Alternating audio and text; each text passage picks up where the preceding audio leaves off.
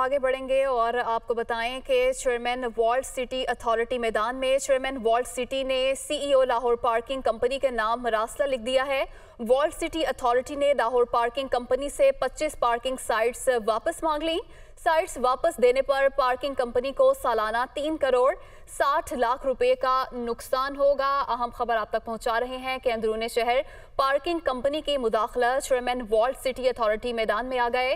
Chairman Walled city ने CEO Lahore parking company के नाम मरासला लिख दिया है। इसी हवाले से मजीद तफसीलात जानेंगे। नुमाइंदा दुनिया न्यूज़ इमरान अकबर हमारे साथ मौजूद हैं। जी इमरान, बताइएगा क्या मामला है ये?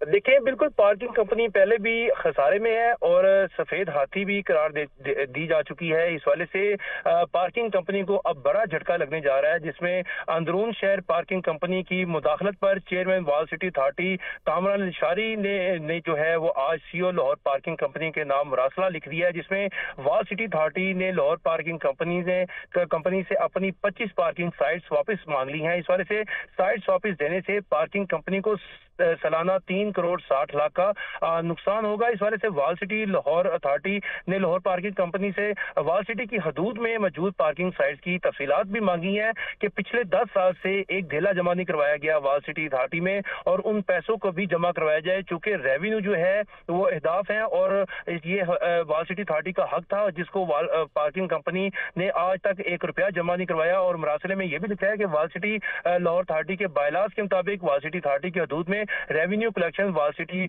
अथॉरिटी का इख्तियार है और जिम्मेदार है इस वाले से। और उनका ये कहना है chairman Walled City Authority Kamran Ansari का मरासले में बताया गया है कि वॉल्ट सिटी अथॉरिटी 1 दिसंबर 2022 से अपनी हदूद में तमाम पार्किंग साइट्स का कब्जा हासिल कर लेगी, जबकि वॉल्ट सिटी अथॉरिटी की हदूद में यूनियन काउंसिल 27, 28, 29 और 30 रावीटोन के इलाके में शामिल है। और इस वाले से वॉल्ट सिटी अथॉरिटी का पार्किंग साइट्स वापस लेने के बाद लाहौर पार्किंग कंपनी को योमिया 1 लाख जबकि महाना 30 और सालाना 3 करोड़ 60 लाख का नुकसान होगा। बहुत शुक्रिया, आपने तफसीलन अपडेट किया।